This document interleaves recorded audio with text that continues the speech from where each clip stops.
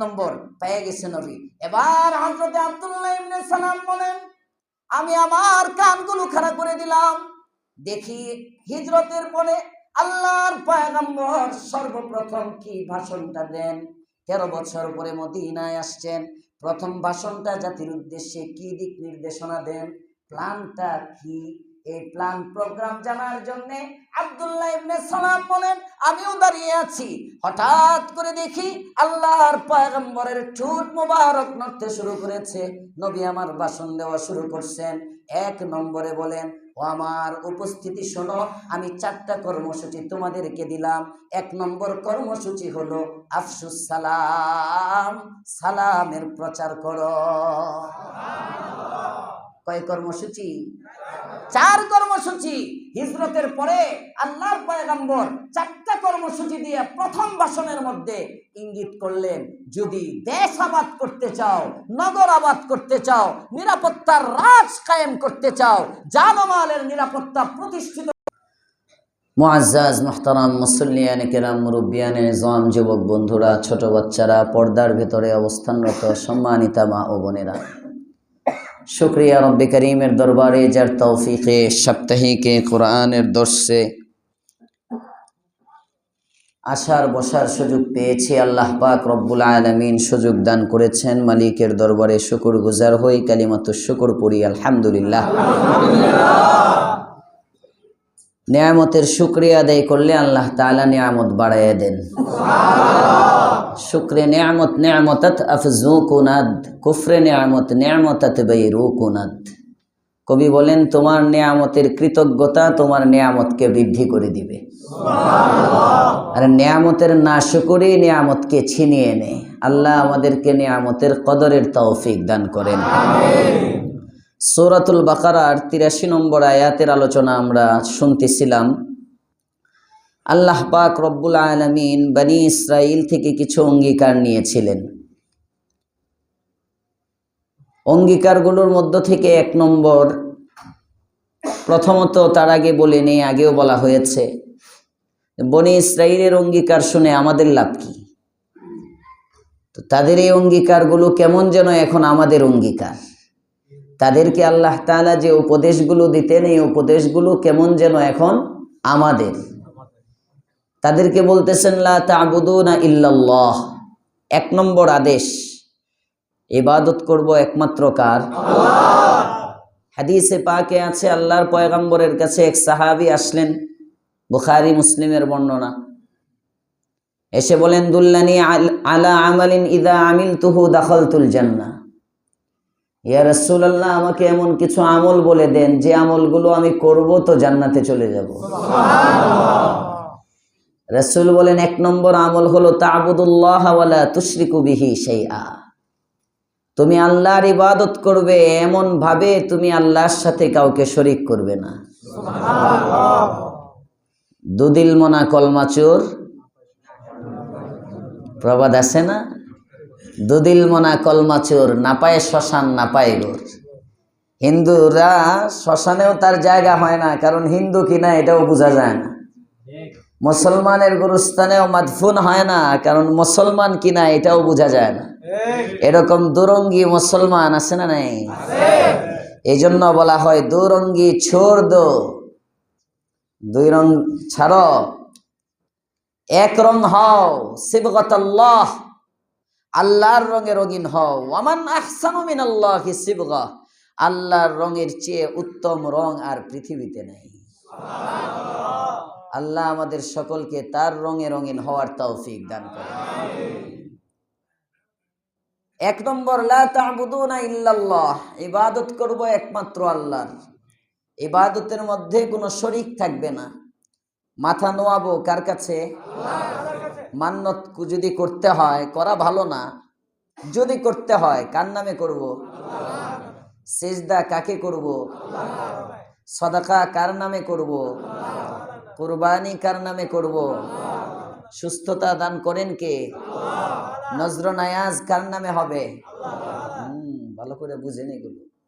ওই 12 নম্বর খালপাড় থেকে আসতেছি, হাউস বিল্ডিং এর আগে, জমজম টাওয়ারের আগে হাতের বাম পাশে এখানে একটা গেট করছে, ওই উরসের মতো, হ্যাঁ, ওখানে নিচে কি যেন লেখা দেখলাম, নজরানা ক্যাম্প না কি যেন একটা লেখা, হ্যাঁ ভুলে গেলাম, নজরে পড়ছিল আজকে সকালে আসার সময় মাদ্রাসা থেকে।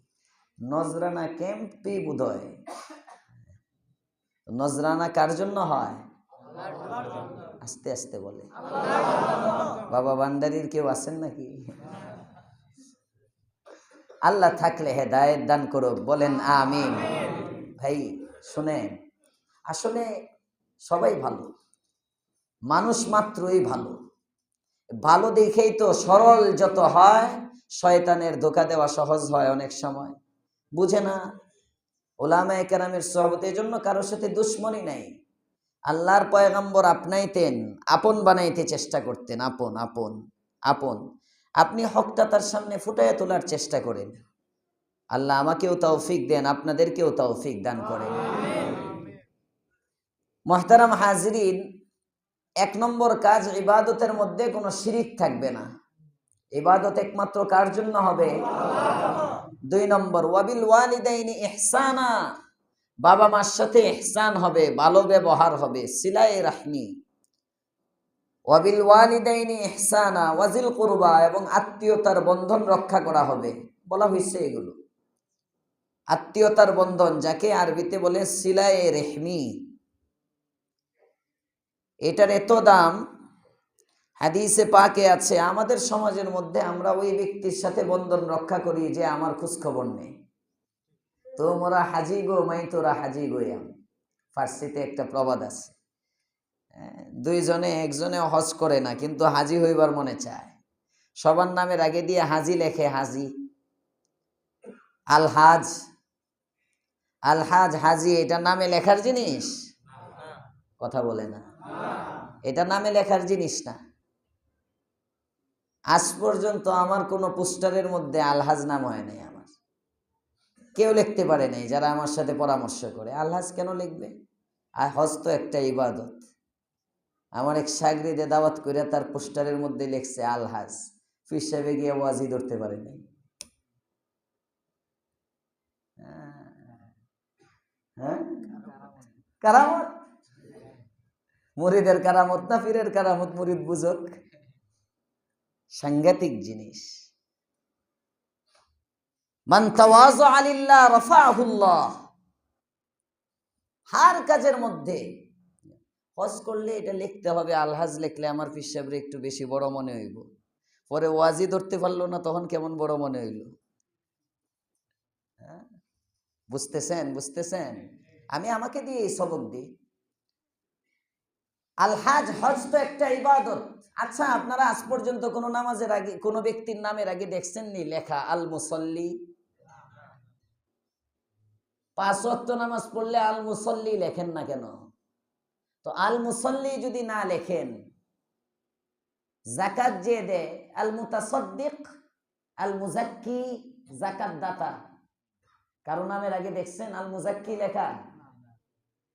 তো আল মুসল্লি লেখা হয় না, আল মুজাক্কি লেখা হয় না।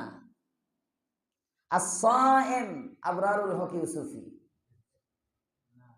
রোজাদার দেখছেন? দেখছেন কারো নামে এই পর্যন্ত as-সাইম দেখছেন? লেখা হয় না। তো রোজা এটা একটা ইবাদত, এটা নামের আগে লেখা হয় না। যাকাত দেয়, এটা একটা ইবাদত, এটা নামের আগে লেখা হয় না। নামাজ পড়ে, এটা একটা ইবাদত, এটা নামের আগে লেখা হয় না। আলহাজ লিখবে কেন? এটা কি ইবাদত না? কথা বলেন, এটা ইবাদত না? আলহাজ লিখবা কেন? এটা কোনো পদবী না তো, এটা কোনো যোগ্যতা না তো, এটা তো ইবাদত। এটা প্রদর্শনের জিনিস না তো। নামের আগে দিয়ে লিখলাম আলহাজ গোলাম সরোয়ার, কথার কথা, আলহাজ মুফতি আবরারুল হক ইউসুফি। আলহাজ তো লেখার জিনিস না, আলহাজ তো এটা কলবের জিনিস, এটা তো ইবাদত।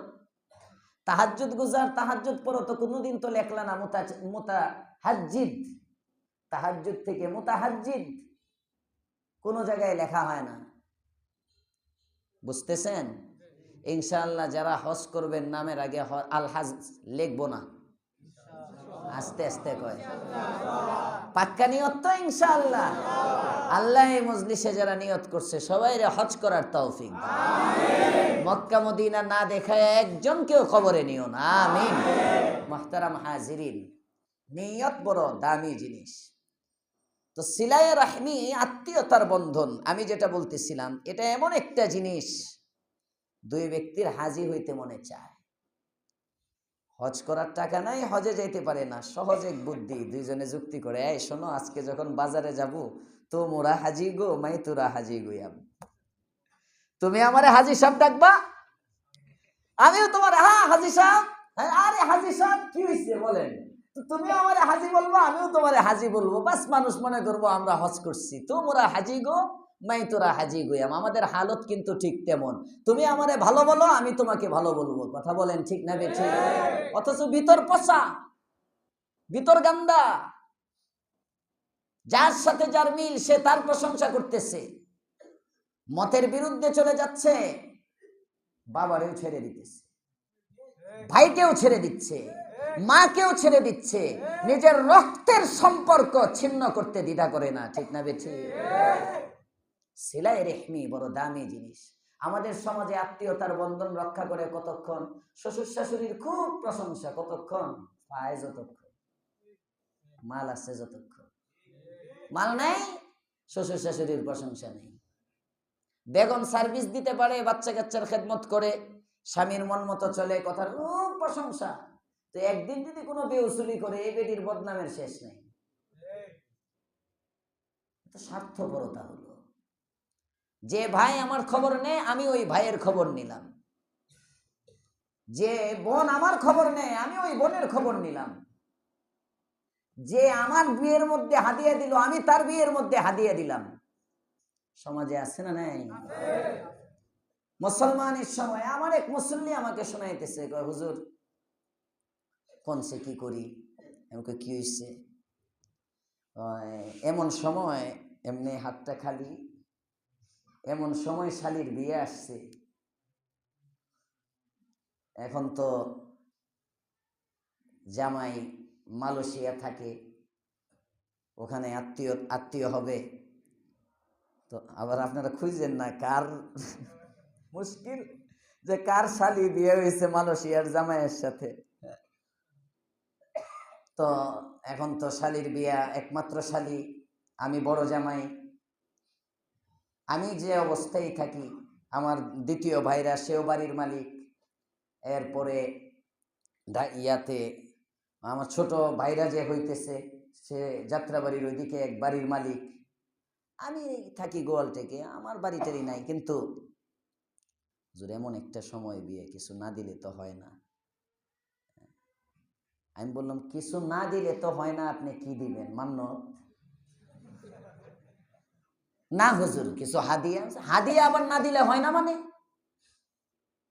এটা তো হাদিয়াই না, যেটা আপনি যদি মনে করেন না দিলে তো হয় না, বোঝা মনে করে যেটা দেয়, এটা তো হাদিয়া না। হাদিয়া তো ফারাহাতে কলব, ফারহাতে কলবের সাথে, আত্মার আত্মিক প্রশান্তির সাথে, খুশির সাথে যেটা দেয়, এটা হলো হাদিয়া। আরো আসতে কোন সুবহানাল্লাহ। আমি বোঝা মনে করে না দিলে কেমন দেখা যায়, এটার নাম হাদিয়া হইল? এটা তো হাদিয়া না। দিলেও কিছু দেখা যায় না, না দিলেও কোনো সমস্যা নাই, আমার সামর্থ্য অনুযায়ী আমি দিলাম, এটার নাম কি? হাদিয়া। সামর্থ্য নাই, দিব না।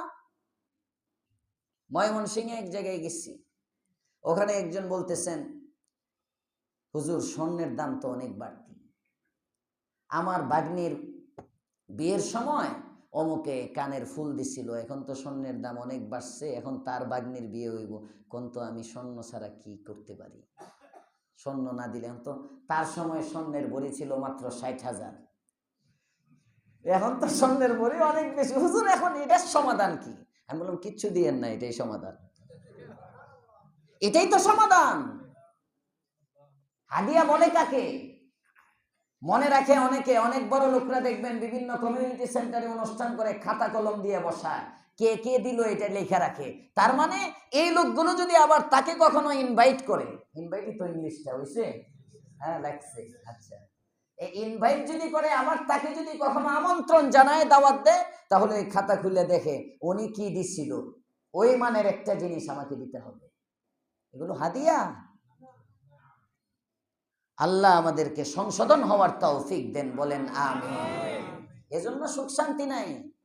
তোমরা হাজি গো মাই তোরা হাজি, তুমি আমারে দাও আমি তোমারে দেব, এটাই চলতেছে। তুমি আমার খবর নাও আমি তোমার খবর নিব, এটা মুসলমানই না।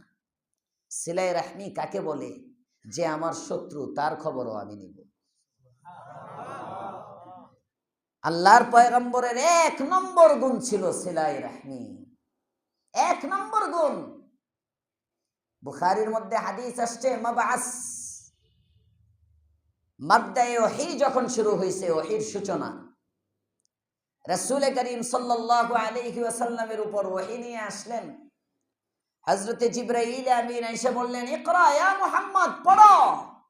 মা আনা বিকারিইন, আমি পড়তে জানি না। জানেন প্রসিদ্ধ ঘটনা।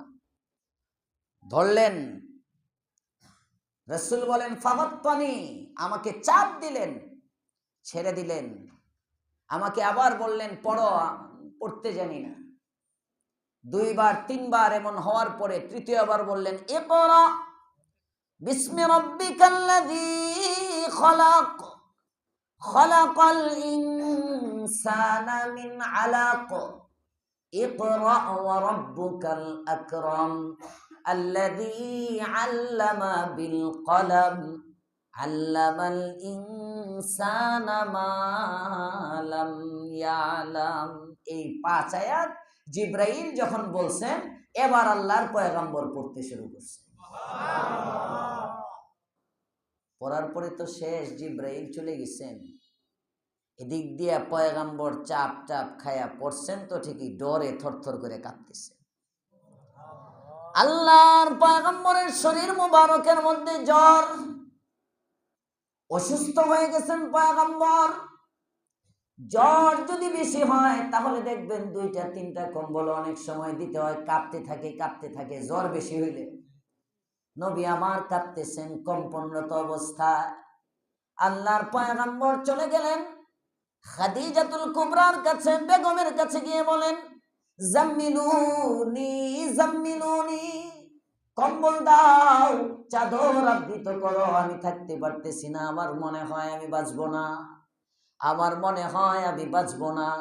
বেগম সবকিছু যখন শুনবেন, শোনার আগেই পয়গম্বরকে লক্ষ্য করে বলেন, নবী গো, আমি খাদিজা সাক্ষ্য দিতেছি, ওয়াল্লাহি লা ইউখজিকাল্লাহু আবাদা, আল্লাহর কসম করে আমি আপনার বেগম খাদিজা জানিয়ে দিলাম, আল্লাহ তাআলা কখনোই আপনাকে লাঞ্ছিত করবেন না।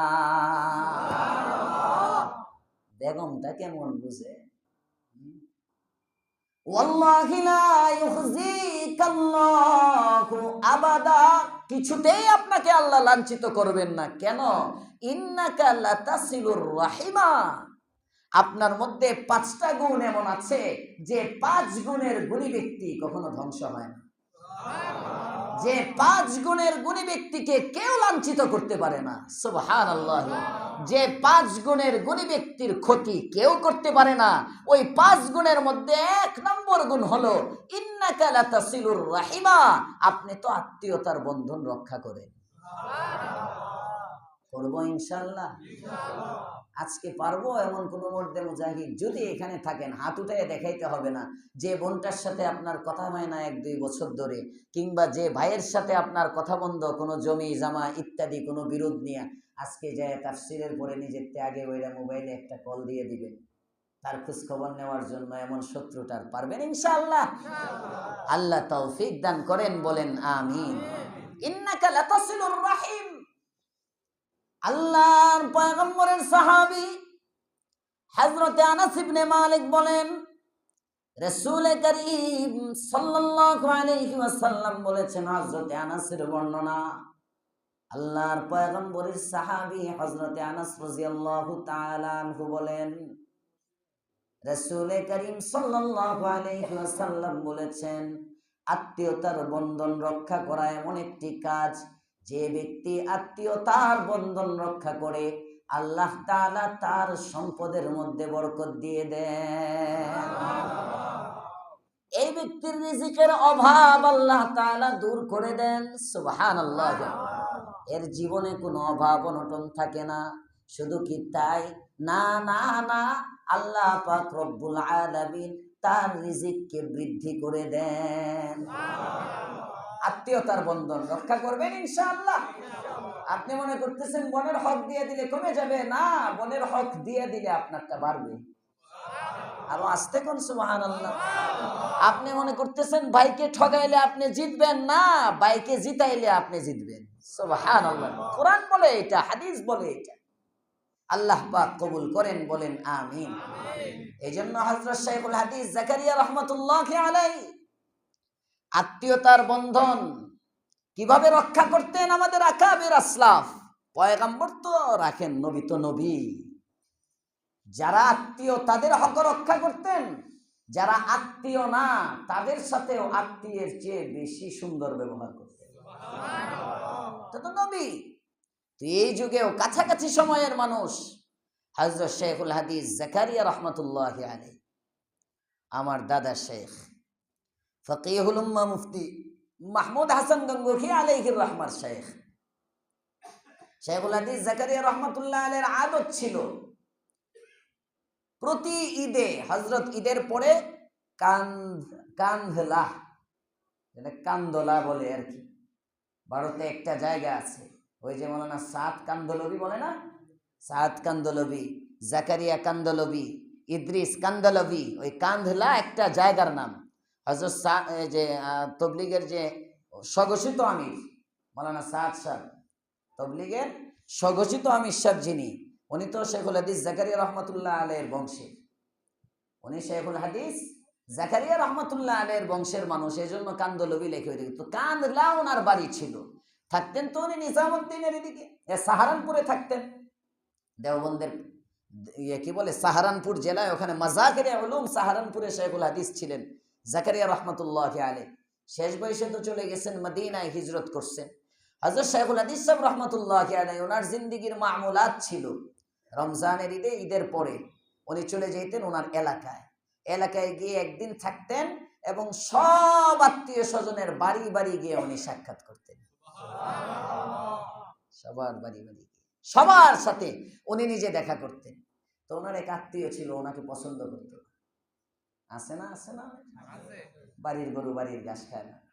হ্যাঁ, অনেক সময় থাকে, এটা সব ফ্যামিলিতে থাকে। আল্লাহর পয়গম্বরের ফ্যামিলিতে আল্লাহর পয়গম্বরকে পছন্দ করেনি, শাইখুল হাদিস সাহেবকে অপছন্দ করতেই পারে। শাইখুল হাদিস জাকারিয়া রহমতুল্লাহ সে কথা বলে না। তো উনি প্রতিদিন যাইতেন, মানে প্রত্যেক বছর যাইতেন, গিয়ে ওই আত্মীয়র কাছে গিয়ে আত্মীয়কে সালাম দিতেন। আত্মীয় আরেক দিকে ফিরে থাকতো, তার সাথে কথা বলতো না। শাইখুল হাদিস সাহেব এক দরজা দিয়ে ঢুকলে উনি আরেক দরজা দিয়ে বাইরে হয়ে যায়। ভাবে মন, বসতেও বলে না, খাইতেও বলে না, কোনো সৌজন্যতা বোধ বলতে কিছু নাই। তো শাইখুল হাদিস সাহেব কয়েক বছর গেছেন। আরেকদিন যখন রওনা করবেন, ওনার সাথে ওনার এলাকার একজন আছে, বলতেছে, হযরত আপনি কি এবারও ওই ব্যক্তির বাড়িতে যাওয়ার নিয়ত করছেন যে লোকটা আপনার সাথে কথা বলে না? শাইখুল হাদিস সাহেব বলেন যে হ্যাঁ, অবশ্যই যাব, যাইতে তো হবে, আত্মীয়তার খোঁজ নিতে হবে না? যে আপনার কোনো দাম দেয় না, কথা বলে না, করে না, আপনি বারবার যান এই লোকটার কাছে, এটা হইলো কিছু? কয় দাম না দেওয়া তার কাম, সাক্ষাৎ করা আমার কাম। আল্লাহু আকবার। আহা, কয় সে তার কাজ করবে, আমি আমার কাজ করব। শাইখুল হাদিস জাকারিয়া রহমতুল্লাহ আলাইহি গেলেন, ওই বেচারার বাড়িতে গেলেন। আমার রুমে একটা কিতাব আছে, আমার টেবিলের উপরে, আসবাকে হাদিস।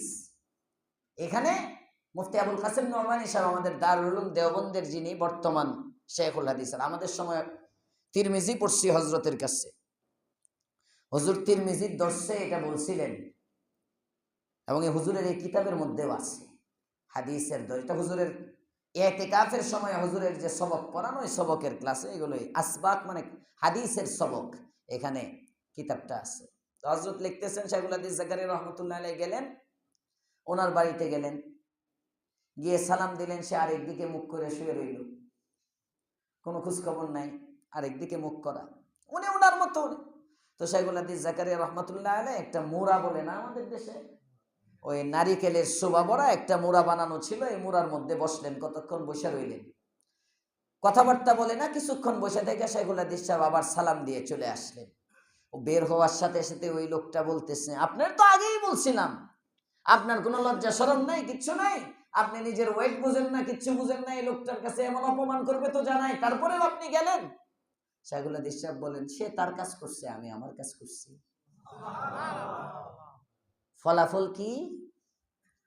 শাইখুল হাদিস জাকারিয়া রহমাতুল্লাহ আলাইহি লেখেন, এর কিছুদিন পরে হঠাৎ করে এই লোকটা সাহারানপুর আয়েশা বলতেছে, হযরত আমি আপনার কাছে বায়াত হইতে চাই। শাইখুল হাদিস সাহেব বলেন, কেন? আমার চাচা আছেন হযরত ইলিয়াস সাহেব জীবিত, তাবলীগের বাণী যিনি, শাইখুল হাদিস সাহেবের চাচা ইয়াহইয়া সাহেব আর ইলিয়াস সাহেব দুই ভাই ছিলেন। ইয়াহইয়া রাহমাতুল্লাহ আলাইহির ছেলে হলেন শাইখুল হাদিস জাকারিয়া রাহমাতুল্লাহ আলাইহি, ইলিয়াস সাহেব হলো আপন চাচা। আমার চাচা ইলিয়াস সাহেব আছেন, ওনার কাছে আপনি যান। কুতুবে আলম হযরত মাদানী রাহমাতুল্লাহ আলাইহি, হুসাইন আহমদ মাদানী আছেন দারুল উলুম দেওবন্দে, ওনার কাছে গিয়ে বায়াত হন, ওনারা তো অনেক বড় শেখ, ওনাদেরকে রেখে আমার কাছে আসার দরকার কি? কয় না, আপনার কাছে আমি বায়াত হইতে চাই। দুশমনের সাথেও ব্যবহার সুন্দর করা, আত্মীয়তার বন্ধন, আত্মীয়তার বন্ধন রক্ষার অনেক গুরুত্ব শরীয়তে। পারবো ইনশাআল্লাহ। হাদিসের মধ্যে আসছে, আল্লাহর রাসূল বলেন, ওই ব্যক্তি আত্মীয়তার বন্ধন রক্ষাকারী নয় যে ব্যক্তি তার সাথে যে বন্ধন রক্ষা করে সে তার সাথে রক্ষা করে, এটা আত্মীয়তার বন্ধন রক্ষাকারী বলে না, বরং এটা তো প্রতিদান দানকারী, তোমার দেয় তুমিও দিলা।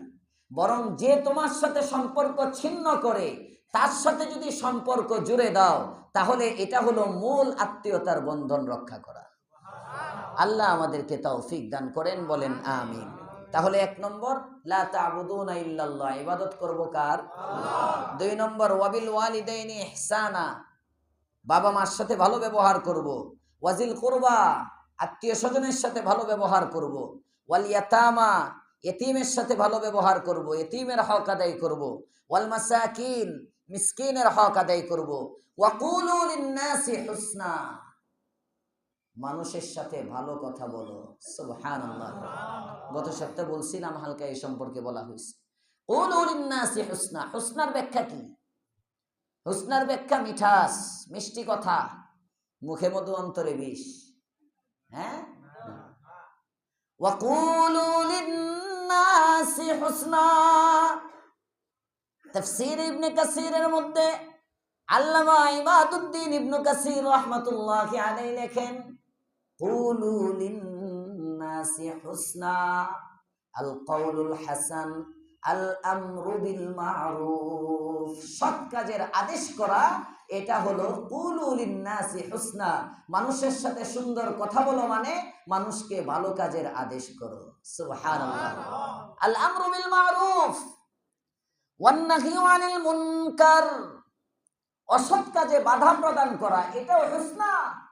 কুলু লিন-নাসি হুসনা, শুধু আমর বিল মা'রুফ করলাম, নাহি আনিল মুনকার নাই, অসৎ কাজে বাধা প্রদান নাই, না হলো না।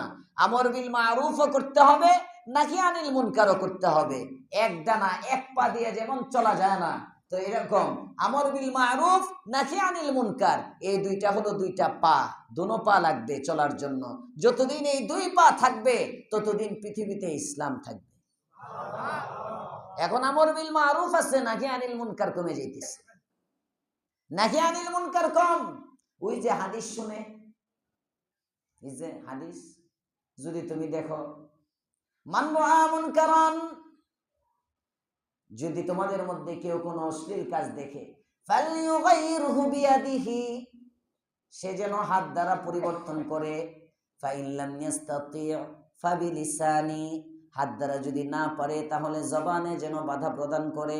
ওয়া ইল্লাম ইয়াস্তাতি ফাবিকলবি, জবানেও যদি না পারে তাহলে যেন কলবে, অন্তরে ঘৃণা করে। এই হাদিস শুনে এখন সবাই অন্তরে ঘৃণার পর্যায়ে চলে গেছে। হুজুর ভাল লাগে না, ঘৃণা করি, চাই না এটা হোক। চাও না তো বলো না কেন? কথা বলেন না কেন? হিম্মত করে বলো। ইমানি দায়িত্ব, যে সমাজের মধ্যে নাহি আনিল মুনকার হয়ে যায়, ওই সমাজের মধ্যে আল্লাহর গজব, বালা মুসিবত ব্যাপক হয়ে যায়, আম হয়ে যায়। ওই সমাজের মধ্যে আসমানি বালা আসে, আসমানি মুসিবত আসে। সমাজকে বাঁচাবার জন্য সাদাকে সাদা, কালোকে কালো বলতেই হবে। এটা যদি আমার বিরুদ্ধে যায়, আমার বাবার বিরুদ্ধে যায়, আমার আত্মীয় স্বজনের বিরুদ্ধে যায়, আমার পরিবারের বিরুদ্ধে যায়, আমার মহাব্বতের মানুষের বিরুদ্ধে যায়, যাবে, কিন্তু সাদা কথা বলে না, সাদা কালো কালোই। আমর বিল মারুফ নাহি আনিল মুনকার করবো ইনশাআল্লাহ। কারা কারা করবো না বলেও আতুটাইছে না কেউ, সবার মনোযোগ আছে মাশাআল্লাহ। আল্লাহ এই মনোযোগে বরকত দান করেন, বলেন আমিন। তাহলে ওয়াকুলু লিন-নাসি হুসনা, এক ব্যাখ্যা হলো আল আমরু বিল মারুফ ওয়ান নাহয়ু আনিল মুনকার, সৎ কাজে আদেশ করব, অসৎ কাজে নিষেধ করব। ওয়াকুলু লিন-নাসি হুসনা, আরেক তাফসীর আল্লামা ইমাদউদ্দিন ইবনে কাসির লেখেন, আরেকটা হলো উত্তম কথা বলো, সুন্দর কথা বলো। এই সুন্দর কথা হলো আসসালাম। সুবহানাল্লাহ। সালাম দাও, সালাম বলেন, আসসালামু আলাইকুম, আসসালামু আলাইকুম। মনে থাকবে ইনশাআল্লাহ। হ্যাঁ, সুন্দর করে শিখবেন এবং শিখাইবেন, সুন্দর করে শিখবেন এবং শিখাইবেন। যে যার লেভেলে থাকেন, ব্যাংকে চাকরি করেন, আপনি আপনার ব্যাংক কর্মকর্তাদেরকে সালাম শিখান। আপনি এমডি, আরো 10টা এমডিকে শিখান। আপনি ম্যানেজার, আরো 10টা ম্যানেজারকে শিখান। আপনি দারোয়ান, আরো 10টা দারোয়ানকে শিখান। আপনি আলেম শিক্ষক, আর 10টা শিক্ষকের সালাম সহি কিনা দেখেন। আপনি খতিব, 10টা খতিবের সালাম শিখান। কথার কথা, খতিবের সালামে তো আর ভুল নাই, বলতেছি মানে যে যে স্তরের, ওই স্তরে সালামের ইশাআত করেন, সালামের প্রচার করেন, সালামকে শুদ্ধভাবে শিখান। আপনি ব্যবসায়ী, নিজের সালাম শুদ্ধ করেন, 10 জন ব্যবসায়ীর সালাম শুদ্ধ করেন। আপনি নারী, নিজের সালাম শুদ্ধ করেন, আরো 10টা নারীকে সালাম দেওয়া এবং সালামের উত্তর সহি শুদ্ধভাবে শিখান। এমনি শিখাইতে শিখাইতে দেখবেন সবাই যদি শিখায়, তাহলে নেতারা সালাম ভুল করে।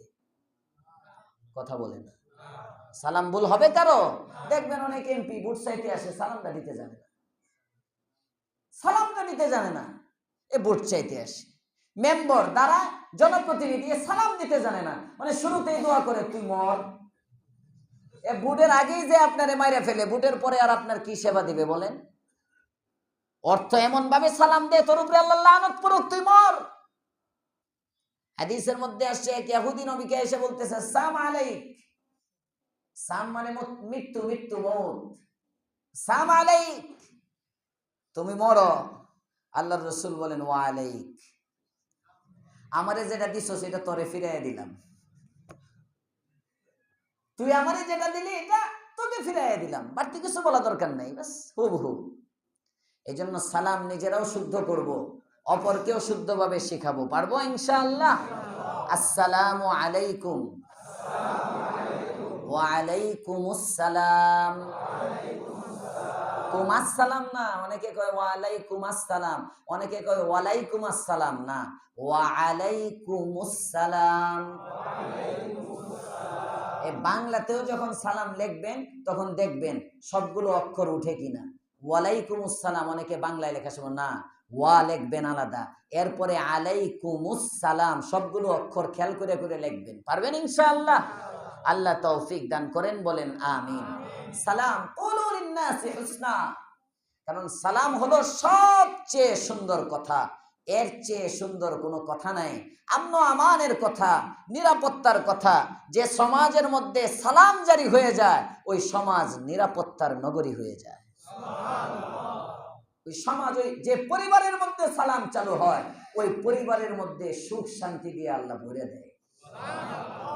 স্ত্রী দেমাগই আপনার, খুব দেমাগ, হট মেজাজ, গরম, আপনি ঘরের মধ্যে ঢুকে বেগম রে কয়েকদিন টানা সালাম দেন, কয়েকদিন সালাম দেন, দেখবেন আপনার বেগম ফেরেশতা হয়ে যাবে। বিশ্বাস না হয় চালু করেন। আপনার একটা সন্তান আপনার অবাধ্য, তাকে সালাম দিতে থাকেন, আসসালামু আলাইকুম, ঢুকে বাবা আসসালামু আলাইকুম, বাবা আসসালামু আলাইকুম, এক সালামের আমল করেন, দেখবেন বদলে গেছে। মতলব এক সালাম বদলায় দেয়। এজন্য আল্লাহর পয়গম্বর যখন মক্কা থেকে মদিনায় হিজরত করছেন, হিজরতের পরে সর্বপ্রথম মদিনায় যাওয়ার পরে আল্লাহর রসুল যাইতেছেন কত বছর পরে জানে না? কত বছর? মক্কায় কত বছর ছিলেন? 13 বছর। মক্কায় কত বছর? 13 বছর। মোট নবুয়তের পরে বাঁচছেন কয় বছর? 23 বছর। কয় বছর? রাসূল মোট হায়াত পেয়েছেন কয় বছর?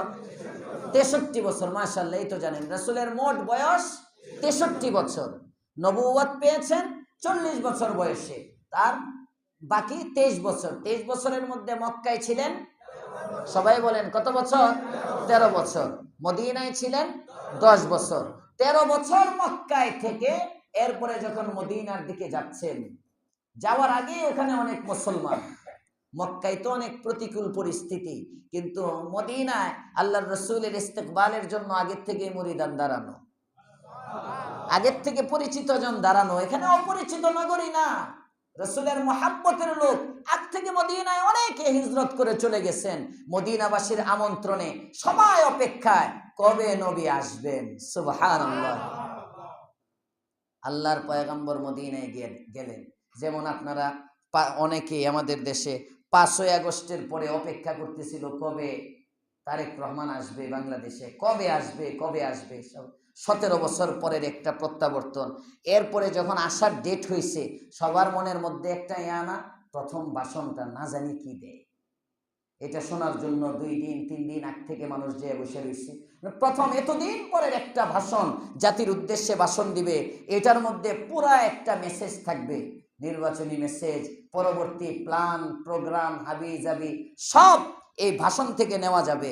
এমন একটা হয় না? আরে সবাই আওয়ামী লীগ করে মনে হয়। সবার একটা আগ্রহ, এই আগ্রহ এতদিন সফিতে গেছে মানুষ 2 দিন 3 দিন ধরে যায় বসে রয়েছে। এই প্রথম বক্তৃতাটা কি হয় শোনার জন্য। তারেক রহমান সাহেবের বক্তৃতার জন্য যদি এমন আগ্রহ হয়, নবীর বক্তৃতার আগ্রহ হবে না? আমি এটা বুঝাইতে চাইতেছি। রাসূলের বক্তৃতাটা, প্রথম বক্তৃতাটা না জানি কি হয়।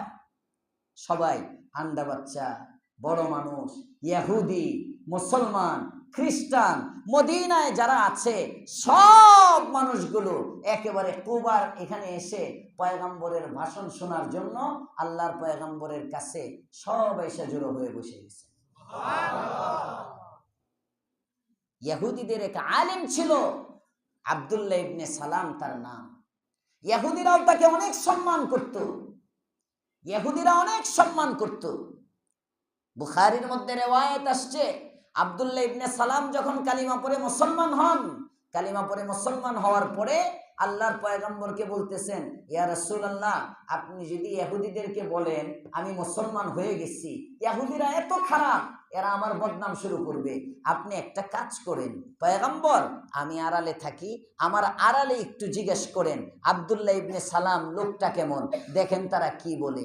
ইহুদিদেরকে আল্লাহর পয়গম্বর একসাথে করলেন, কয়েকজনকে জিজ্ঞেস করে, আব্দুল্লাহ ইবনে সালাম এই লোকটা কেমন তোমাদের মধ্যে? কয়, খায়রুনা ওয়া ইবনু খায়রিনা, আমাদের মধ্যে সর্বোত্তম এবং সর্বোত্তম ব্যক্তির সন্তান।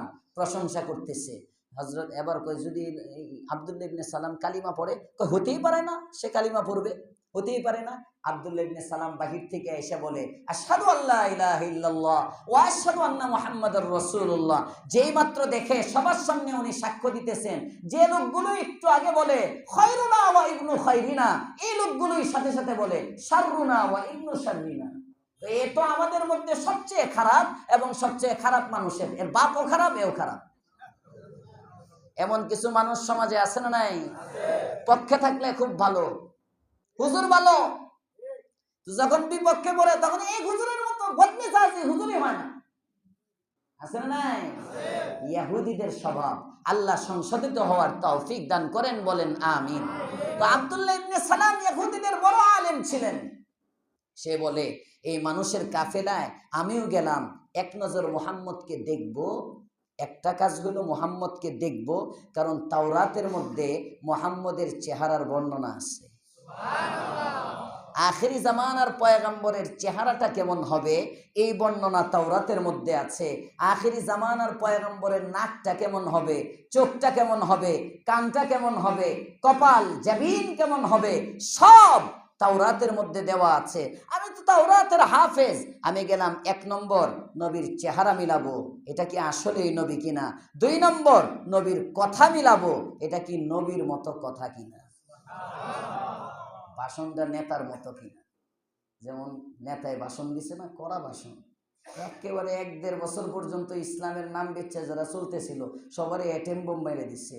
আমি মদিনা রাসূল করিম সাল্লাল্লাহু আলাইহি ওয়াসাল্লামের আদর্শ অনুপাতে আমরা দেশ চালাবো, এক কথায় একটা ঠাডা বোম মারছে। যারা ইসলামের নামে করতেছিল একেবারে সব খাওয়া শেষ। ইসলামকে যারা ব্যবহার করতেছিল আর বুঝাইতেছিল এরা এলে ইসলাম থাকবেই না, উনি বুঝাইয়া দিছে না, আমি ওনার সুন্নাহ মোতাবেক দেশ চালাবো। একটা বম মারলো না, বম প্রথম ভাষণ শুনতে যায় এরকম। এখন যারা উঠবো মনে হয় জামাত ইসলাম। আল্লাহ কবুল করুক, বলেন আমিন। মুহতারাম হাজিরিন, আব্দুল্লাহ ইবনে সালাম বলেন 2 জিনিসের জন্য গেলাম। 1 নম্বর জিনিস বলে না চেহারা মিলাবার জন্য, 2 নম্বর জিনিস কথাগুলো শুনবার জন্য, ভাষণটা কেমন হয়। আল্লাহর পয়গম্বরের সাহাবী হযরত আব্দুল্লাহ ইবনে সালাম বলেন, হাজার হাজার মানুষের ভিড়ে দু জাহানের সরদার রাহমাতুল লিল আলামিন সাল্লাল্লাহু আলাইহি ওয়াসাল্লামের চেহারা মুবারক যখন আমার সামনে ভেসে উঠলো, পয়গম্বরের চেহারার দিকে যখন আমি আব্দুল্লাহ ইবনে সালামের নজর পড়লো, নজর পড়ার সাথে সাথেই বুঝলাম এটা কোনো মিথ্যাবাদীর চেহারা হতে পারে না, এটাই আখেরি জামানার পয়গম্বরের চেহারা। ফালাম্মা তাবায়্যানতু ওয়াজহাহু আরাফতু আন্না ওয়াজহাহু লাইসা বিওয়াজহি কাযাব। আমি দেখেই বুঝলাম এটা কোনো মিথ্যাবাদীর চেহারা হতে পারে না। চেহারার মধ্যে একটা সততা, চেহারার মধ্যে একটা নবুয়তের ঝলক দেখা যায়। আল্লাহর পয়গম্বরের চেহারা, চেহারা দেখলেই বোঝা যায় তো এটা নবীর চেহারা। বুঝেন? এখন তো আপনার চেহারা দেখলে মনে হয় মোদির চেহারা। এমন মুসলমান আছে না নাই? মুসলমানের চেহারায় মুসলমানের ঝলক নাই, মুসলমানের চেহারার মধ্যে ইমানদারের কোনো ঝলক নাই, আছে না নাই? রাগ করেন না, আমি অন্য দিক থেকে কইতেছি, কারো চেহারা দেখতেছি না। আপনি চিন্তা করেন, আপনি মুসলমান, আপনার চেহারা দেখে বোঝা যায় না আপনি মুসলমান। আমি মুসলমান, আমার চেহারা দেখে বোঝা যায় না আমি মুসলমান। আমার পোশাক পরিচ্ছদে বোঝা যায় না আমি মুসলমান। আমার পারিবারিক নীতিতে বোঝা যায় না আমি মুসলমান। আমার রাজনীতিতে বোঝা যায় না আমি মুসলমান। এটা ইসলামী আদর্শ। আমি মুসলমান তো আমার হাল কাজের মধ্যে মুসলমানই টপকাবে, ঠিক না বেঠি? আমার কথায় কাজে সব জায়গায় ইসলামের আদর্শ ফুটে উঠবে। এমন মুসলমান হওয়ার তৌফিক আল্লাহ আমাদেরকে দান করেন, বলেন আমিন। নবীর চেহারা অনেক সুন্দর, অনেক সুন্দর। এই জন্যই তো অনেক আকাবির ওনারা শেষ রাত্রে হাত উঠে আল্লাহর কাছে দোয়া করতেন আর বলতেন, এই তোর কি ভয়, মুহাম্মদের চেহারা যদি তোর সঙ্গী হয়। সুবহানাল্লাহ। চেরামি তার সিয়ায় মাজহার জে মাহশার, চেরামি তার সিয়ায় মাজহার জে মাহশার, কিয়ারত বেগুমা বাশদ মুহাম্মদ।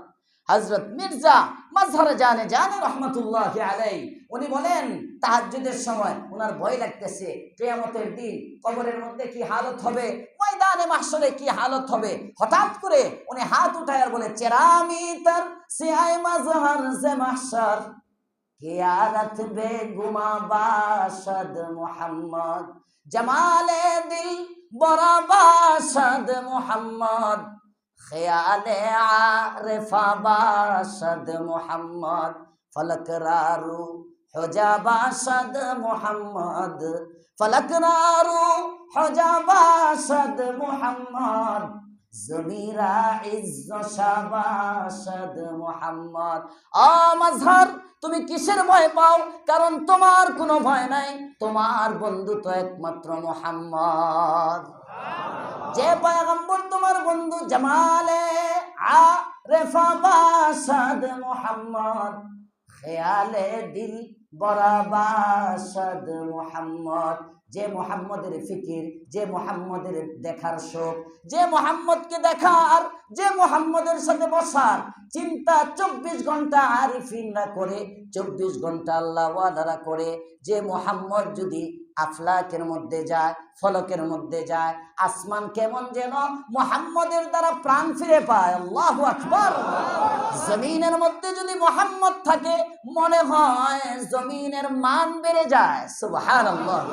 যে মোহাম্মদকে জমিনের মধ্যে রাখলে জমিনের মান বাড়ে, যে মোহাম্মদ আসমানের মধ্যে থাকলে আসমানের প্রাণ ফিরে। সুবহানাল্লাহ বললেন। জমিনে আছেন, জমিনে আফলাক জমিন, লৌহ কলম চাঁদ সিতারে, আফলাক জমিন, লৌহ কলম চাঁদ সিতারে, हर चीज में है नूर मोहम्मद की नजारे, पाकीज़ा तराज अर्श बरी जन्नत फिरदौस, पाकीज़ा तराज अर्श बरी जन्नत फिरदौस, आराम गाहे पाक रसूल আরবি হে।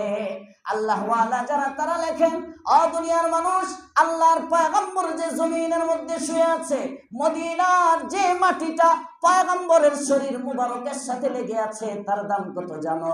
7 আসমান 7 জমিন নয়, আরশ কুরসি লৌহ কলম সব যদি এক পাল্লার মধ্যে রেখে দেওয়া হয়, আরেক পাল্লার মধ্যে যদি মুহাম্মদের পিঠের সাথে লাগানো মাটির টুকরাটা রেখে দেওয়া হয়, আর সে আজিমের চেয়ে মুহাম্মদের সাথে লাগা মাটির টুকরা ওজনই হয়ে যাবে।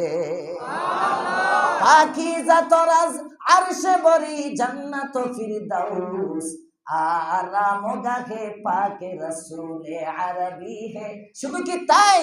ইমাম মালিক রাহমাতুল্লাহি আলাইহি বলেন, আরে শুধু আরশ না, বাইতুল্লাহ খানে কাবাকে যদি এক পাল্লার মধ্যে রাখা হয়, আর নবীর শরীরে রওজায়ে আতহারের যে মাটি লেগে আছে ওই মাটি যদি আরেক পাল্লায় রাখা হয়, আল্লাহর জাতের কসম, ইমাম মালিক বলেন আল্লাহর জাতের কসম করে বলতেছি, নবীর রওজায়ে আতহারের ওই মাটির টুকরা খানায়ে কাবার চেয়ে ওজনি হয়ে যাবে। কারণ খানায়ে কাবা বানাইছি আমার বন্ধুর জন্য, বন্ধুকে বানাইছি আমার জন্য। তুমি আমার, বাকি সব তোমার। আল্লাহ বুঝবার তৌফিক দেন, বলেন আমিন। ওই পয়গম্বরকে দেখতে মনে চায়? মনে চায়? মনে চায়? আল্লাহর পয়গম্বর বলেন, একবার মাত্র একবার যদি কোনো ব্যক্তি আমি মুহাম্মদকে স্বপ্ন দেখে, মান রাআনি ফিল মানাম ফাকাদ রাআনি, যে আমাকে স্বপ্ন দেখে সে আমাকেই দেখে, আর যে ব্যক্তিটা আমি পয়গম্বরকে স্বপ্ন দেখে তার জন্য জাহান্নামের আগুন হারাম হয়ে যায়। আল্লাহু আকবার।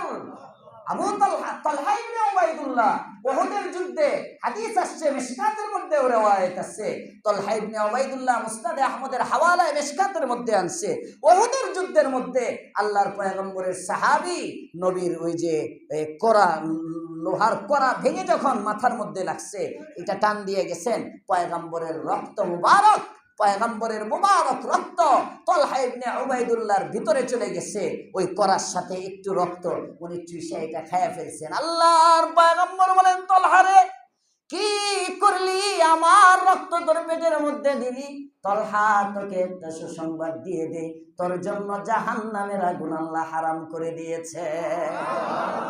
যে পেটের মধ্যে মুহাম্মদের রক্ত থাকবে ওই পেটওয়ালা ব্যক্তিকে আল্লাহ তাআলা কোনদিন জাহান্নামের মধ্যে জ্বালাবেন না। মুহাম্মদ এজন্য নবীর সাথে করেন, নবীর রক্ত শুধু না, নবীর ছবি যার মধ্যে থাকবে, নবীকে যে স্বপ্ন দেখবে সেও নবীওয়ালা হয়ে যাবে। দরকার ইত্তেবাই সুন্নাত। দরকার কি? সবাই বলেন দরকার কি? নবীরে যদি স্বপ্ন দেখতে চান সুন্নত অনুযায়ী চলেন, আর বেশি বেশি দুরূদ পড়েন, এই দুই আমল করেন, দেখবেন হঠাৎ করে আল্লাহর পয়গম্বর আপনার এই মুস্কি হাসি দিয়ে দেখা দিয়ে দিচ্ছে। আল্লাহ দেখবার তৌফিক বারবার আমাদেরকে দান করেন, বলেন আমিন। মির্জা মাজহার জানা বলেন, নবীকে দেখতে চাই, নবী দেখলেই বোঝা যায়। কথাটা এই জন্য বললাম, স্বপ্নে দেখলে বুঝবেন এটাই নবী। কয় হুজুর চিনবো কেমনে? যদি শয়তানে নবীর আকৃতিতে আসে, নবী বলেন ফাইন্নাশ শাইতানা লা ইয়াতামাসসালু বি, শয়তান তোর পীরের আকৃতিও ধরতে পারে কিন্তু নবীর আকৃতি ধরতে পারে না। ফাইন্নাশ শাইতানা লা ইয়াতামাসসালু বি, শয়তান কখনো মানুষের আমি নবীর আকৃতি ধারণ করতে পারে না। অতএব নিশ্চিন্ত থাকো, দেখলেই বুঝবা এটা কে। সবাই বলেন, দেখলেই বোঝা যাবে উনি কি নবী। এমন নবীকে দেখতে কে না চায়। আব্দুল্লাহ ইবনে সালাম বলেন, আমি প্রথম দেখাই চিনলাম এটা নবী। হযরতে আব্দুল্লাহ ইবনে সালাম বলেন, কয় কাজে গেছিলেন? ভুলে গেছে। কয় কাজ? এক নম্বর চেহারা দেখা, নবী কিনা। 2 নম্বর ভাষণ শোনা, কথাটা কেমন, নবীর মতো কিনা। 1 নম্বর পেয়ে গেছে নবী। এবার হযরতে আব্দুল্লাহ ইবনে সালাম বলেন, আমি আমার কানগুলো খাড়া করে দিলাম, দেখি হিজরতের পরে আল্লাহর পয়গম্বর সর্বপ্রথম কি ভাষণটা দেন। 13 বছর পরে মদিনায় আসছেন, প্রথম ভাষণটা জাতির উদ্দেশ্যে কি দিক নির্দেশনা দেন, প্ল্যানটা কি, এই প্ল্যান প্রোগ্রাম জানার জন্য আব্দুল্লাহ ইবনে সালাম বলেন, আমিও দাঁড়িয়ে আছি। হঠাৎ করে দেখি আল্লাহর পয়গম্বরের ঠোঁট মোবারক নড়তে শুরু করেছে। নবী আমার ভাষণ দেওয়া শুরু করছেন। 1 নম্বরে বলেন, ও আমার উপস্থিতি শোনো, আমি 4টা কর্মসূচি তোমাদেরকে দিলাম। 1 নম্বর কর্মসূচি হলো আফসুস সালাম, সালামের প্রচার করো। কয় কর্মসূচি? 4 কর্মসূচি। হিজরতের পরে আল্লাহর পয়গম্বর 4টা কর্মসূচি দিয়ে প্রথম ভাষণের মধ্যে ইঙ্গিত করলেন, যদি দেশ আবাদ করতে চাও, নগর আবাদ করতে চাও, নিরাপত্তার রাজ কায়েম করতে চাও, জানমালের নিরাপত্তা প্রতিষ্ঠিত করতে চাও, সবার অধিকার রক্ষা হোক, এমন একটা সুখ শান্তির সমাজ যদি চাও, এই 4 কর্মসূচির কোনো বিকল্প নেই। কর্মসূচি কয়টা? 1 নম্বর আফসুস সালাম, সালাম দাও। আরো আসতে কোন সুবহানাল্লাহ। আফসুস সালাম, সালাম দাও। কাকে দিবা সালাম? কয় সাল্লিম আলা মান তারিফ ওয়া মান লাম তারিফ, চিনলেও সালাম দাও, না চিনলেও সালাম দাও। সুবহানাল্লাহ বলেন। শুধু চিনা সালাম দিবা, তোমার মুরিদ সালাম দাও, বদ্র সদস্য বড় ডোনার সালাম দাও, মাদ্রাসার জন্য টাকা হাওলাত দেয় সালাম দাও, রিক্সাওয়ালা সালাম নাই, ভ্যানওয়ালা সালাম নাই, ঠেলাওয়ালা সালাম নাই, কলাওয়ালা সালাম নাই, আছে না নাই? শাকসবজি বিক্রেতা সালাম নাই, বড় মহাজন সালাম আলাইকুম, সালাম আলাইকুম। ছোট ব্যবসায়ী হইলে সালাম নাই, মালিক বাড়ির মালিক সালাম দাও। আর যদি ভাড়াটিয়া হয় সালাম নাই, উপরের স্যার অফিসার বস সালাম দাও, নিচের অধীনস্থ কর্মচারীকে সালাম নাই। স্বামী হলে সালাম দাও, নিজের স্ত্রীকে সালাম নাই। বাবা হলে সালাম দাও, সন্তান হলে সালাম নাই। সমাজে আছে না নাই? উস্তাদ হলে সালাম দাও, ছাত্রকে কোনো সালাম নাই। আছে না নাই? বহু আল্লাহর রাসূল বলেন, সাল্লিম আলা মান তারিফ ওয়া মান লাম তারিফ। এই বেটা, চিনো আর না চিনো, তুমি আগে বাইরে সালাম দাও। কি লাভ হবে তোমার জানো? নেকি তো নেকির জায়গায়, আমনো আমান তো এক জায়গায়। 1 নম্বর ফায়দা যেটা হবে, আসসালাম বারিউম মিনাল কিবর। যে ব্যক্তি আগে বেড়ে সালাম দিবে, এই ব্যক্তির কলবের মধ্যে কোনো অহংকার নাই, এই ব্যক্তিকে আল্লাহ তাআলা অহংকার মুক্ত হৃদয় দিয়ে দিবে। যে ব্যক্তি সালাম দেয়, এই ব্যক্তির, আমি গর্ব করে কই, আমার মধ্যে কোনো অহংকার নেই। অনেক মানুষ মানে আমার চলাফেরা দেখে হুজুরের ভাব আছে, আমরা এই এলাকার তো ভাব লই না বাইরে। আমি বুঝি আমার মধ্যে কোনো অহংকার নাই। 1 নম্বর দলিল হইলো, আমার আগে কেউ সালাম দিতে পারে না। আলহামদুলিল্লাহ, এরা তো আমার সাথে চলে, দেখে। আমার মাদ্রাসা, আমার ছাত্রদেরকে, প্রচুর মক্তবের ছাত্রদেরকেও আমি সালাম, যে মানে আমাকে আগে সালাম দিয়ে দেওয়া, এটা খুব কঠিন। আমার সামনে মুখোমুখি হয়ে আমার, এটাই দলিল আমার মধ্যে কোনো অহংকার নেই। কারণ রাসূল বলছেন, যে ব্যক্তি আগে সালাম দিবে তার মধ্যে কোনো অহংকার নেই। সালাম বারিউম মিনাল কিবর, সালাম তোমাকে অহংকার থেকে মুক্ত দেয়। আর যে কলবের মধ্যে অহংকার নাই, এই কলবটাকে আল্লাহ তাআলা দামি বানায় দেয়। এজন্য সালাম দিবেন ইনশাআল্লাহ। আসেন সালামের প্রতিযোগিতা করি। কর্মসূচি কয়টা? 1 নম্বর কর্মসূচি আফসুস সালাম, ঘরে সালাম, দোকানে সালাম, রাস্তায় সালাম। সালামের পর মাঝে মাঝে আফসোস লাগে, যাইতে যাইতে মাঝে মাঝে বলি 20 জন 25 জনের সালাম দিই, একজন উত্তর দেয়। আরে আফসোস লাগে মাঝে মাঝে, সালামের উত্তর দেয় না, বুতের মতো যাইতে থাকে, বুতের মতো যাইতে থাকে। আল্লাহ হেদায়েত দান করুক, বলেন আমিন। আফসুস সালাম কর্মসূচি কয়টা? 1 নম্বর কর্মসূচি সালাম দাও। ওয়া আতঈমুত তাআম 2 নম্বর কর্মসূচি খাবার খাওয়াও। সুবহানাল্লাহ, খাওয়াও। আতঈমুত তাআম নাকি খাও? খাও বলছে না খাওয়াও? ওয়া আতঈমুত তাআম খাওয়াও, খাওয়াও। খাওয়াইবেন, মেহমানদারি। শুধু মাদ্রাসার ছাত্র না, না না, আপনার প্রতিবেশী, আপনার প্রতিবেশী খাওয়ান, খাওয়ান। আপনার আত্মীয় স্বজন খাওয়ান, খাওয়ানো, এটা একটা কর্মসূচি। খাওয়াইবেন। আল্লাহ পাক আমাদের মুফতি মনসুরুল হক সাহেব বলতেন, মুফতি মনসুর সাহেব বলতেন, এই মাদ্রাসায় বেশি বেশি খাওয়াইবা, খাওয়াইবা মানুষকে, খালি খাওয়াইবা, খালি খাওয়াইবা। হুজুর বলতেন আমাদেরকে, খালি খাওয়াইবা। মাদ্রাসার রিজিক যে পেটের মধ্যে যাইব, এটা যদি মাদ্রাসায় টাকা 1 টাকা নাও দেয়, অন্তত মাদ্রাসার বন্ধু না হইলেও দুশ্মন হবে না। আপনি একজনকে খাওয়ান, নির্বাচনের আগে নেতারা খাওয়ায় কে? আফসুস সালাম এলাকা আবাদ করার জন্য 2 নম্বর। ওয়া আতঈমুত তাআম, এই যে ভান্ডারীরা দেখেন না, বাড়িতে বাড়িতে গিয়ে খিচুড়ি দিয়ে আসে, লোক বৃদ্ধি হয়, সদস্য বাড়ে। কথা বলেন, সদস্য বাড়ে। আপনি এই তাফসীর মাহফিলের মধ্যে যদি আপনি মনে করেন 10টা ডেগ আনি, 10টাটা বুঝে যাইব। আসতে কোন না, ঠিক না? ঠিক। যে খিচুড়ির জন্য ভান্ডারিতে যায়, তো তাফসীরে আসবে না? তাফসীর তো ভালো জিনিস। খিচুড়ি ছাড়াই যখন এত মানুষ, খিচুড়ি যদি আসে, তাহলে ভান্ডারিরাও আয়া করবো এখানে। আতঈমুত তাআম 2 নম্বর কর্মসূচি, খাওয়াও, খাওয়াও। 3 নম্বর ওয়াসিলুল আরহাম। এই যে আয়াতের মধ্যে আল্লাহ তাআলা বলতেছেন আত্মীয়তার বন্ধন রক্ষা করো। হাদিসের মধ্যে নবী মদিনায় যে প্রথম যে ভাষণ দিবেন সেটা ওয়াসিলুল আরহাম, আত্মীয়তার বন্ধন রক্ষা করো। সুবহানাল্লাহ। ভাইয়ের কর্তৃত্ব দেখাও না বোনের সামনে, পয়সার অহমিকা দেখাও না, পয়সার গর্মি দেখাও না। তোমার একজন নিঃস্ব দুর্বল আত্মীয় যদি থাকে, না না, তার সামনে বড়লোকি দেখাও না। তোমার বড়লোকি কয়দিনের মিয়া, কয়দিনের বড়লোক? আল্লাহ হেদায়েত দান করুক, বলেন আমিন। তাহলে 1 নম্বর কর্মসূচি দিব তো ইনশাআল্লাহ। 2 নম্বর কর্মসূচি তাআম, খাবার খাওয়াও। 3 নম্বর কর্মসূচি আত্মীয়তার বন্ধন রক্ষা করো, ওয়াসিলুল আরহাম। 4 নম্বর কর্মসূচি সবচেয়ে সোজা, শীতের দিনে তো একদম পানির মতো সোজা। সাল্লু বিল্লাইলি ওয়ান নাসু নিয়াম। সব মানুষ যখন ঘুমায়, রাতের আধারে তাহাজ্জুদের মুসল্লায় দাঁড়ায় যাও। আল্লাহু আকবার। আফসুস সালাম ওয়া আতঈমুত তাআম ওয়াসিলুল আরহাম। এই 3 আমলের দ্বারা জমিন আবাদ হবে, আর শেষ রাত্রের সিজদার দ্বারা আরশে আজিম আবাদ হবে।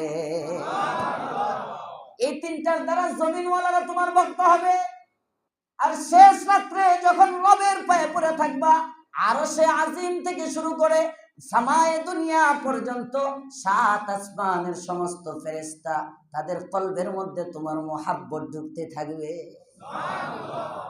আফসুস সালাম, সালাম দাও। ওয়া আতঈমুত তাআম, খাবার খাওয়াও। ওয়াসিলুল আরহাম, আত্মীয়তার বন্ধন রক্ষা করো। সাল্লু বিল্লাইলি ওয়ান নাসু নিয়াম। এটার সময়ই চলতেছে এখন। কি লম্বা রাত, এত লম্বা রাত, শীতের সময় এত লম্বা রাত পেয়ে যদি তাহাজ্জুদ না পড়েন, আর পড়বেন কবে? আর কবে পড়বেন? এখনই পড়ার সময়, একদম সহজ। রাত্রে এমনও মানুষ আছে 3-4 বার ঘুম ভাঙে, 3 ঘুম দেয়, 2 ঘুম দেয়। 2 ঘুম দেওয়ার পাবলিক তো অহরহ পাওয়া যাবে এত লম্বা রাতে। 10টায় যদি শুয়ে পড়ে 11টা 12টা 1টা 2টায় অটোমেটিক চোখ খুলে যায়, আবার উঠে কতক্ষণ কাটকুট হয়ে এরপরে জোর করে আবার ঘুমটা আনে। এত লম্বা রাত চলতেছে এখন। এই লম্বা রাতে তাহাজ্জুদ পড়বো ইনশাআল্লাহ। এখনই সুযোগ, এখনই সুযোগ বাবা, এখনই সুযোগ, এখনই তাহাজ্জুদের সময়। এখন তো সেই আগের জামানা নাই। এখন ঘরে ঘরে গিজার, গিজার করে না, এটা যে মেশিনটা থাকে যে গোল, ঘরে ঘরে লাগানো, ঘরে ঘরে গিজার। আপনি সুইচ একটা দিয়ে রাখবেন, আগুন জ্বালানোর দরকার নাই, ঠান্ডা পানি ধরার দরকার নাই, আপনি যাওয়ার আগেই গরম। কয় না সুবহানাল্লাহ? সব ব্যবস্থা আছে। আর যদি আপনার শেষ রাত্রে বেশি ঠান্ডা লাগে, আপনার ঘরে গিজার নাই, আপনি এক কাজ করেন, শুরুর রাত্রে কিছু পানি গরম করে ফ্লাক্সে রাইখা দেন। একটা ফ্লাক্সে বড় একটা ফ্লাক্স কিনেন, এরপরে কি ওই যে কেটলি পাওয়া যায় একটা, আপনার ওজুতে যতটুকু পানি লাগে কেটলির মধ্যে দেন, কারেন্টের এখানে দিয়ে দেন। কত সহজ সিস্টেম বের হইছে তাহাজ্জুদ পড়ার লাগি। সুবহানাল্লাহ। আমি মাঝে মাঝে চিন্তা করি, এটি মনে হয় আল্লাহ শীতের রাত্রে যাতে শর্টে তাহাজ্জুদ পড়তে পারে, উম্মতের কষ্ট না হয়, এজন্যই মনে হয় আল্লাহ তাআলা মাথার মধ্যে এটি দিচ্ছে। আর নাইলে কেন এদেরকে আমাদের গোলাম বানাইছে? আল্লাহর গোলামি আমরা করব এই জন্য, আল্লাহর গোলামি আমরা করবো এই জন্য। তো আমরা যত সহজ হয় তত আমরা আরো ছেড়ে দিই ইবাদত। এই জন্য আজকের থেকে বাকি যে দিনগুলো আছে অন্তত তাহাজ্জুদের নিয়ত করতে পারি ইনশাআল্লাহ। পড়েন, দেখেন তকদির বদলে যাবে, রাহাত আসবে, আত্মিক এমন এক প্রশান্তি। আরে বাদশা হয়ে এই শান্তি পাইবেন না। বিশ্বাস না হয় আপনি করে দেখেন না, শেষ রাত্রের তাহাজ্জুদের যে মজা, কোটি কোটি টাকার মধ্যে এই মজা নাই। কোটি টাকার বান্ডিল পকেটের মধ্যে থাকবে, এই মজা নাই। দুইটা সেজদার মধ্যে শেষ রাত্রে যে মজা, আসমানের মালিকের কসম, আপনি দেখেন অনেক মজা, অনেক মজা। সাল্লু বিল্লাইলি ওয়ান নাসু নিয়াম, পড়বেন পড়বেন ইনশাআল্লাহ। এই চার কাজ যদি কেউ করে, আল্লাহর রাসূল বলেন দুনিয়া তো আবাদ হবে, দুনিয়া আখিরাত তো তোমার হবে, পরজগতে কি হবে জানো? তাদখুলুল জান্নাতা বিসালাম। সালাম দিয়ে বান্দা শুরু করবে, আমি আল্লাহ সালামের সাথে জান্নাত দিয়ে দিব, নিরাপদে জান্নাতের বাদশা হয়ে যাবে। আল্লাহ করেন, সবাই বলেন আমিন। বলতেছিলাম কুলু লিন্নাসি হুসনা, কুলু লিন্নাসি হুসনা, ভালো কথা বলো।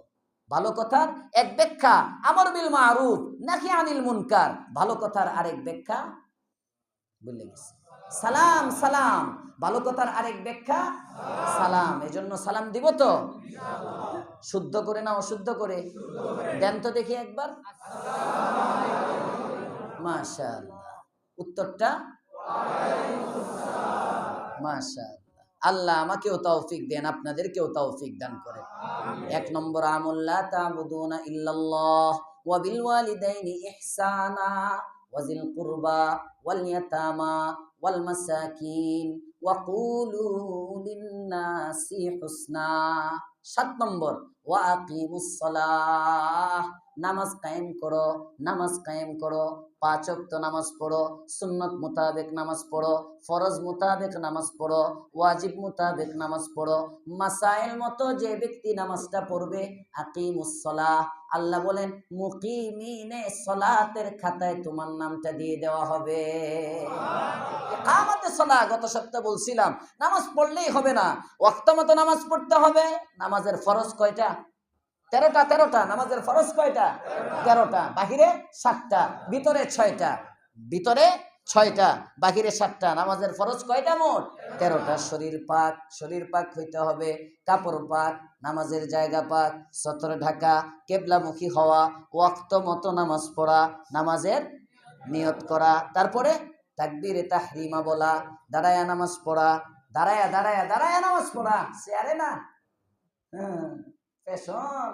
আর উজর আছে ভিন্ন কথা। উজর থাকলে আপনি আগে চেষ্টা করবেন নিচে বসতে। এই চেয়ারে তো চেয়ারম্যানই করতে বলে, মাতবরি দরবার করতে আসছেন মসজিদের মধ্যে। আপনি অনেক মসজিদের মধ্যে চেয়ার বাড়তেছে দিন দিন, একটু কোমর ব্যথা হইলেই চেয়ার, একটু ব্যথা হইলে সে কেন তোমার চেয়ার লাগে, তুমি নিচে বসো। এত চেয়ার কি, যখন চেয়ার ছিল না তখন যাদের উজর ছিল কেমনে বসছে? চেয়ারে বইলে একটু বেটা বেটা লাগে আর কি। আল্লাহ হেদায়েত দান করুক, বলেন আমিন। যথাসম্ভব চেষ্টা করেন নামাজের, পারেন না একান্ত উজর, হুজুরের শরণাপন্ন হন, যায় আপনার উজরটা খুলে বলেন মাসলা জানেন, জিজ্ঞেস করেন কোন অবস্থায় কি, কোন অবস্থায় কি জানেন যাই না, তারপরে ইনশাল্লাহ ওইভাবে আমল করেন। আল্লাহ তৌফিক দান করেন, বলেন আমিন। তাকবীরে তাহরিমা বলা, দাঁড়ায় নামাজ পড়া, কেরাত পড়া, রুকু করা। কেরাত কে পড়বে? ইমাম সাহেব পড়বে। ইমাম সাহেব আর একা একই নামাজ আদায়কারী, এই দুইজনে কেরাত। আবার এই কেরাতের উপর আপনিও পিছনে পড়তে থাকেন না। হ্যাঁ, দেখেন না, আপনি ইমাম সাহেব পড়তেছে, মুক্তাদিও আলহামদুলিল্লাহ রাব্বিল আলামিন, পিছনে মাঝে মাঝে আওয়াজ পাওয়া যায়। হ্যাঁ, আমার মসজিদে নাই, কিন্তু অনেক জায়গায় এরকম অপরিচিত জায়গায় গেলে পাশে এক দুইটায় অনেক সময় দেখি মানে বিরাট বড় পিসা বনি ইমামের পিছনে সূরা ফাতিহা পড়তেছেন। দেখছেন না, এক নাবালিগ মুফতি বাইরেছে আহলে হাদিসের, এ বলছে বেগম জি আর নামাজ পড়ছেন যে বাইতুল মুকাররমের খতিব সাহেব, জানাজা নাকি হয় নাই? বাইতুল মুকাররমের খতিব সাহেব এদিকে থাকে? হ্যাঁ হ্যাঁ রে, বান্ধন দরকার, হ্যাঁ তো কাছে জায়গা। বাইতুল মুকাররমের খতিব সাহেব, আর বাইতুল মুকাররমের খতিব দলিল না, বাইতুল মুকাররমেও জাহিল ঢুকতে পারে। কিন্তু মুফতি আব্দুল মালেক সাহেব সর্বজন স্বীকৃত একজন আলেম, শুধু বাংলাদেশের গর্ব না, উনি গোটা বিশ্ব মুসলিমের গর্ব। কাইল্লা দেখে তো দাম দেয় না, বাট্টু মানুষ, কাইল্লা মানুষ, কোনো সাইজ পাইজ নাই, পাগুলো ছোট ছোট, জুতা ডিপাওয়ের চেয়ে লম্বা, কোনো শান নাই, পেখম নাই, হ্যাঁ, বক্তাদের মতো বডিগার্ড নাই, সাধারণ চলে তো। আরে ভাই, জান্নাতি মানুষগুলো এমনই চলে, জান্নাতি মানুষগুলো এমনই চলে। হযরত আব্দুল্লাহ ইবনে মাসউদ রাদিয়াল্লাহু তাআলা আন। 1 ঘন্টা তো হয়ে গেছে, কষ্ট হইতেছে আপনাদের? আগামী সপ্তাহ শর্টে আধা ঘন্টায় ছেড়ে দিব না, বালুকা মাহফিল আছে, আজকে একটু পোষায় দেই, সমস্যা নেই। আব্দুল্লাহ ইবনে মাসউদ রাদিয়াল্লাহু তাআলা আন, বেশি লম্বা করব না, ছেড়ে দিতেছি।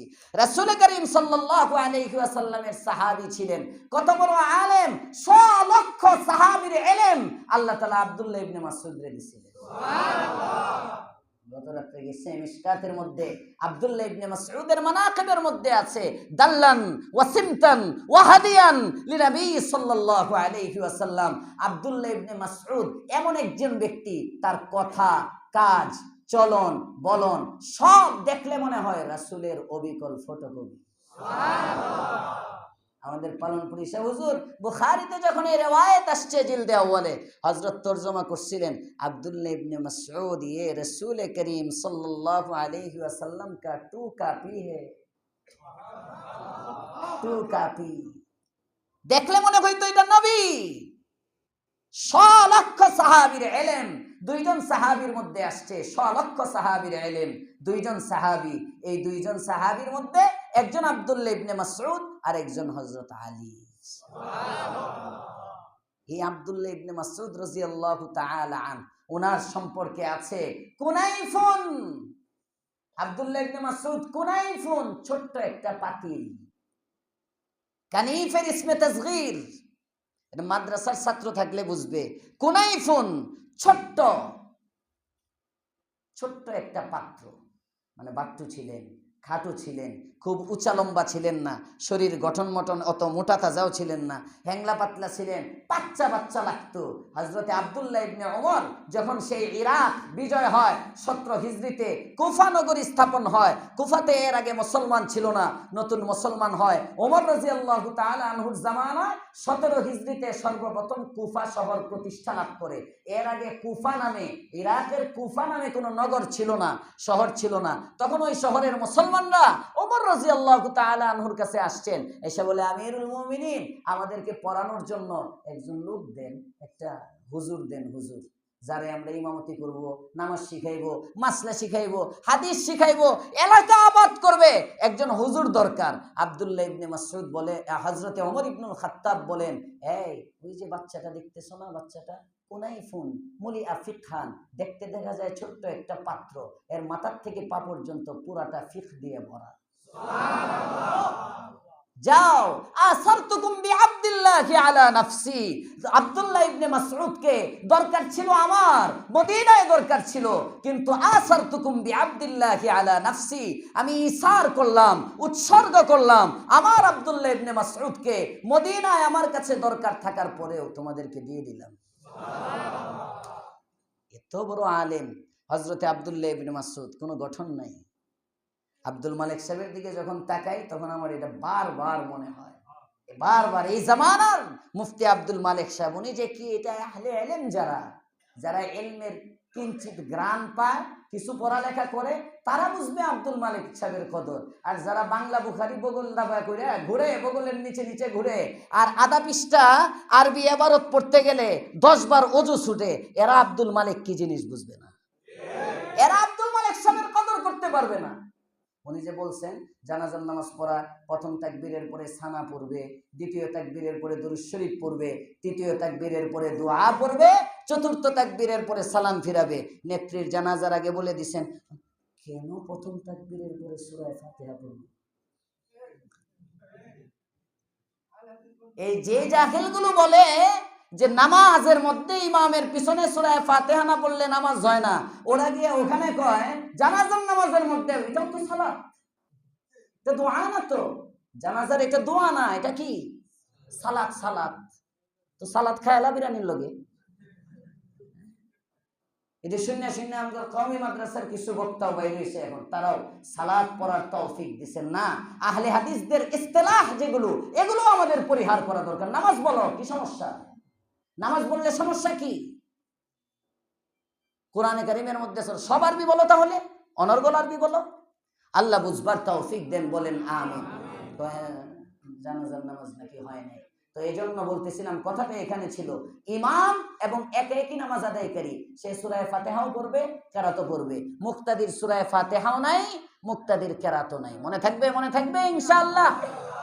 আরো জানতে চাইলে আমার কাছে যে কিতাব আছে আমার সম্পাদনায়, ওই লামাজহাবিদের গোল্ডেন অফার, এটা কিনেন। অনেক সাথীরা এখনো কিনে নেই, নাই। আমি তো বলিও না, যারা পারেন কিনবেন, 100 টাকা করে এই বইটা নিবেন। এখানে দেখবেন 3 তালাক একসাথে দিলে কয়টা হয়, দেওয়া আছে। এক হাতে হ্যান্ডশেক, আহলে হাদিসদের সাথে সম্পৃক্ত 15টা মাসআলা দেওয়া আছে ওখানে। আমাদের শিক্ষা সচিব সাহেবের লেখা, আমি পুরা কিতাব দেখে দিছি, হাওয়ালা টাওয়ালা সব সম্পাদনায়। যদিও বরকতার আমার নাম নাই, আব্বুর নাম দেওয়া, কিন্তু দেখছি আমি সম্পাদনার কাজ করছি, আমি নাম দিছি আব্বার বরকতের জন্য। তো পুরাটা আমার সম্পাদনা করা। এটা এই কিতাবের মধ্যে দেওয়া, প্রত্যেক মাসলার পরে 2 লাখ টাকা করে চ্যালেঞ্জ করা হয়েছে। কেউ যদি এই মাসলা খণ্ডন করতে পারে, ওই আহলে হাদিস বন্ধুকে খাড়ার উপরে 2 লাখ টাকা দিয়ে দেওয়া হবে। বুঝতেছেন? এখানে দেওয়া আছে সূরা ফাতিহা ইমামের পিছনে পড়বে না পড়বে না, আমগুন নাকি দলিল নাই, কয়টা লাগে ওখানে দেখে। আল্লাহ বুঝার তৌফিক দেন, বলেন আমিন। তাহলে কেরাত পড়বে কে? ইমাম। মুক্তাদির কি নাই? কেরাত নাই। ইমামের পিছনে দাঁড়ায় কোনো সূরা ফাতিহা নাই, মনে থাকবে ইনশাআল্লাহ। ইমামের পিছনে দাঁড়ায় কোনো সূরা ফাতিহা নাই। একা একই যখন নামাজ পড়বেন তখন কেরাত পড়বেন, অথবা ইমামতি করলে কেরাত পড়বেন। তো মহিলাদের সূরা ফাতিহা আছে না নাই? আছে, কারণ তাদের তো ইমাম নাই, তাদের তো জামাত নাই, তারা একা একই নামাজ পড়ে তারা। আর পুরুষের যখন ইমামের পিছনে থাকবে তখন সূরা ফাতিহা নাই, মনে থাকবে ইনশাআল্লাহ। এই মাসলা 13টা বললাম ফরজ, কেরাত পড়া, রুকু করা, 2 সেজদা করা, শেষ বৈঠক, 13টা ফরজ আছে। নামাজের ওয়াজিব 14টা আছে, নামাজের 51টা সুন্নত আছে। এগুলো তো আপনাদেরকে শিখাইছিলাম। এই তাফসিরের মধ্যে 51টা সুন্নত আলোচনা করা হয়েছিল। পুরস্কারও তো নিছিল মনে হয় 1-2 জন। হ্যাঁ, পুরস্কারও নিছিল ওরা শোনায়া। আল্লাহ আমাদেরকে সুন্নতগুলো আমলে আনার তৌফিক দেন, বলেন আমিন। আমি আমার পক্ষ থেকে যতটুকু চেষ্টা করার আমি করি। আমি এনে ভাতাভুক্ত চাকর না, আমি গোয়াল টেকের চাকর না, আলহামদুলিল্লাহ। আমি চেষ্টা করি, আমি এখানে এলাকা আবাদ করার জন্য যে কোনোভাবে আমার সামর্থ্য অনুযায়ী উৎসাহ দিয়া, তারগিব দিয়া, ভয় দেখায়া, ধমক দিয়ে, আদর করে আমি আমার চেষ্টা করতেছি। আমার মনে হয় না কিয়ামতের দিন আপনারা আমারে ঠেকাইতে পারবেন। মনে হয় না যে হুজুর আল্লাহরে কইবেন যে খতিব সাহেব চেষ্টা করে না, আমার মনে হয় না আপনারা এটা বলতে পারবেন। আমি আপনারা যদি নিতে না পারেন, বাহিরের মানুষ পুরস্কার নিয়ে যায়, গোয়ালটেকের মানুষ নিতে পারেন। এটা দেখো বাড়ির গরু বাড়ির গাছ খায় না। আটিপাড়ার থেকে লোক আসে তাফসিরে, আলহামদুলিল্লাহ। গোয়ালটেকের অনেকে চাষটলে বয়ে বয়ে আড্ডা মারে, কোনো কাম নাই। আমরা খতিব সাহেব তো। আল্লাহ বুঝবার তৌফিক দেন, বলেন আমিন। মুহতারাম হাজিরিন, তাহলে নামাজ ইকামতে সালাত কখন হবে? নামাজের ফরজ লাগবে, ওয়াজিব লাগবে, সুন্নত লাগবে। এভাবে নামাজ পড়বো তো ইনশাআল্লাহ। ওয়া আতুজ যাকাত, 8 নম্বর আল্লাহ তাআলা বলেন যাকাত আদায় করো। যাকাত ইনশাআল্লাহ যাকাত সম্পর্কে আগামী সপ্তাহে বলা হবে। সুবহানাল্লাহি ওয়া বিহামদিহি, সুবহানাকাল্লাহুম্মা ওয়া বিহামদিক।